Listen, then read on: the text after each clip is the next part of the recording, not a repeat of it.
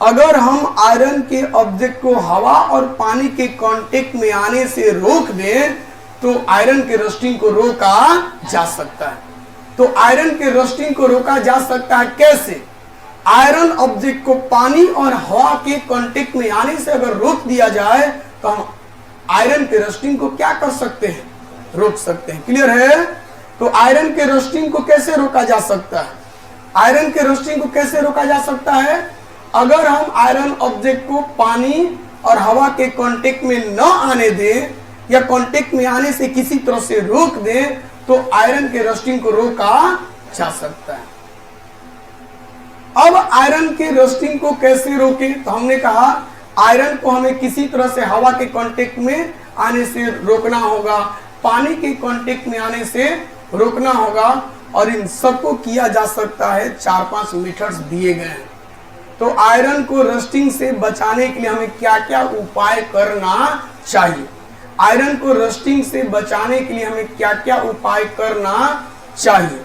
तो सबसे पहला कॉन्सेप्ट है कि आयरन को रस्टिंग से बचाने के लिए हमें कोशिश करना चाहिए कि आयरन जो है वह हवा के कांटेक्ट में ना आए, आयरन ऑब्जेक्ट जो है वह पानी के कांटेक्ट में ना आए, और इसके लिए हम करते हैं आयरन ऑब्जेक्ट का वायलिंग। क्या करते हैं?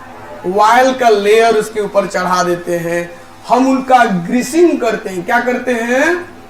तो एक मेथड हो गया वायलिंग हो गया, एक आपका ग्रीसिंग हो गया, पेंटिंग भी हो गया, एक मेथड है गाल्वेनाइजेशन। क्या होता है? गाल्वेनाइजेशन, गाल्वेनाइजेशन। और एक होता है क्रोम प्लाटिंग। क्या होता है? क्रोम प्लेटिंग होता है, क्रोमियम का लेयर चढ़ाया जाता है, क्रोमियम का। और एक होता है स्टेनलेस स्टील बना लीजिए। क्या बना लीजिए? स्टेनलेस स्टील बना लीजिए, तो आयरन के रस्टिंग को कम किया जा सकता है। तो क्वेश्चन क्या क्वेश्चन क्या है? आयरन के रस्टिंग को कैसे कम किया जा सकता है? आयरन के रस्टिंग को कैसे रोका जा सकता है? तो मेन कॉन्सेप्ट है कि हमें आयरन ऑब्जेक्ट को हवा के कांटेक्ट में आने से रोकना होगा, पानी के कांटेक्ट में आने से रोकना होगा, और इसके लिए हम कुछ मेथड यूज करते हैं। उनमें से एक मेथड है वायलिंग, दूसरा मेथड है ग्रीसिंग, तीसरा मेथड है पेंटिंग, चौथा मेथड है गाल्वेनाइजेशन, पांचवा मेथड है क्रोम प्लेटिंग, और छठा मेथड है फॉर्मेशन ऑफ स्टेनलेस स्टील। याद हुआ बबुआ? सनी याद हुआ? खड़ा हो जा बाबू, खड़ा हो जा। तो छोटू, आयरन को रस्टिंग से बचाना है तो उसका मेन कॉन्सेप्ट क्या है? हाँ, हमें आयरन ऑब्जेक्ट को एयर और पानी के कांटेक्ट में आने से रोकना होगा। अगला बोलो बाबू, किन किन उपाय का, कौन कौन सा उपाय यूज करते हैं आयरन को रस्टिंग से बचाने के लिए? पेंटिंग करेंगे, ग्रीसिंग करेंगे, वायलिंग करेंगे, गैल्वेनाइजेशन करेंगे, क्रोम प्लेटिंग करेंगे, और उसके बाद क्या है हो? Formation of stainless steel, stainless steel का फॉर्मेशन करेंगे। बढ़ जा बाबू, मत बढ़ जा। ऋतुराज खड़ा होगा। तो बाबू, आयरन को रस्टिंग से बचाना हो तो आप कौन कौन सा मेथड यूज करेंगे?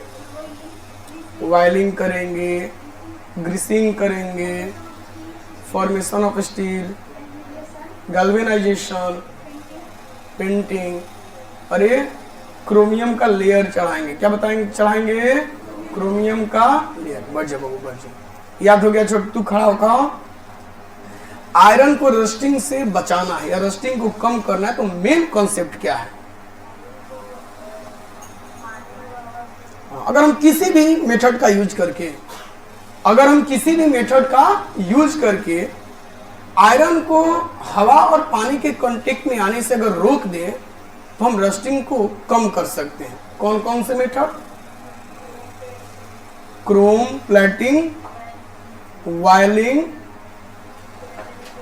गैल्वेनाइजेशन, ग्रीसिंग ना, और फॉर्मेशन ऑफ स्टेनलेस स्टील। बढ़ जा बाबू, बढ़ जा। याद हो गया जी? कह रहा है आयरन का बना हुआ जो हमारे घर का गेट होता है हमें उसे पेंट कर देना चाहिए। क्यों?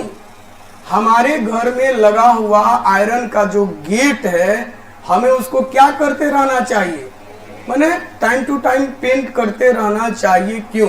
जैसे दीपावली का पर्व आता है, हम लोग गेट को क्या करते हैं, एक बार पेंट, यानी साल में एक बार ऐसा भी मौका आता है कि हम अपने घर के गेट को क्या करते हैं, पेंट कर लेते हैं। उससे आपको क्या फायदा होने वाला है, आप अपने गेट के आयरन के कांटेक्ट को हवा और उसके पानी में आने से क्या करते हैं, रोक देते हैं। तो कह रहा हमारे घर में लगे हुए आयरन के गेट को हमें क्या करते रहना चाहिए, टाइम टू टाइम पेंट करते रहना चाहिए। क्यों? ताकि हम गेट के आयरन को हवा के, ऑक्सीजन और मॉइस्चर के कांटेक्ट से क्या कर सके, बचा सके। समझ में आया? तो वायलिंग करने का मुख्य पर्पस क्या होता है, आयरन को हवा और पानी के कांटेक्ट में आने से रोका जा सके। ग्रीसिंग का मुख्य पर्पस क्या होता है, क्या होता है, आयरन का हवा और पानी के कांटेक्ट में आने से रोका जा सके। गाल्वेनाइजेशन का भी मुख्य पर्पस क्या है, आयरन को हवा के, पानी और ऑक्सीजन के कांटेक्ट में आने से रोका जा सके। समझ में आया? तो हमारे घर में लगे हुए आयरन के गेट को हमें पेंट करना चाहिए। क्यों? ताकि हम गेट के आयरन को हवा के और पानी के कांटेक्ट में आने से क्या कर सके, रोक सके। क्या कर सके? क्योंकि आयरन और हवा, आयरन और पानी के बीच में एक लेयर बन जाता है। क्या चीज का लेयर बन जाता है, पेंट का। क्या चीज का? वह पेंट हवा को आयरन के कांटेक्ट में नहीं आने देता, वह पेंट हवा के मॉइस्चर को आयरन के कांटेक्ट में नहीं आने देता और आयरन का रस्टिंग जो है वह रुक जाता है, फर्दर रस्टिंग नहीं हो पाता है। समझ में आया? तो रस्टिंग को रोकने का उपाय किनको किनको याद हो गया?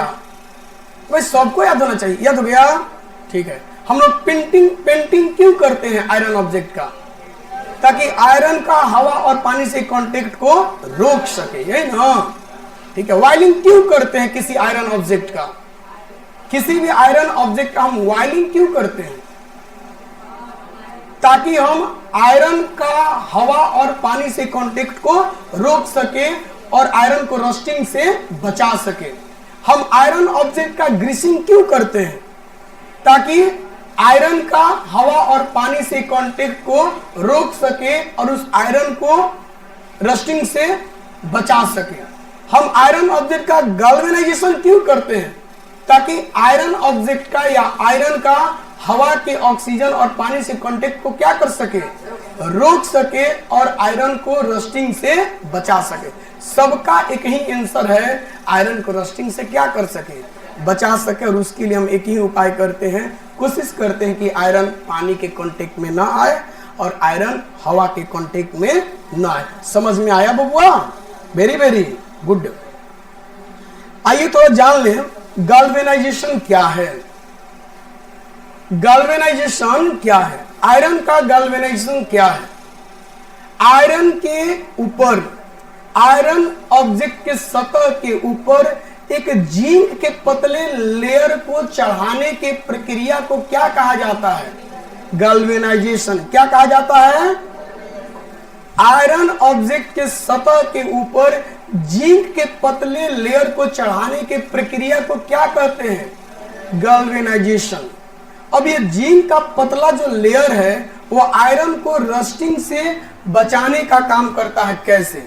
तो ये जो जिंक का लेयर है इसके ऊपर हवा के ऑक्सीजन और हवा के मॉइस्चर का कोई इफेक्ट नहीं होता है और यह एक प्रोटेक्टिव लेयर के रूप में काम करता है। किस लेयर के रूप में?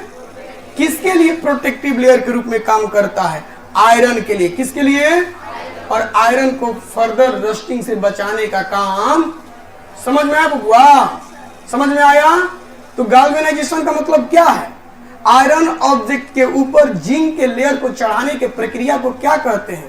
गैल्वेनाइजेशन। गैल्वेनाइजेशन आयरन ऑब्जेक्ट को रस्टिंग से बचाता है। कैसे?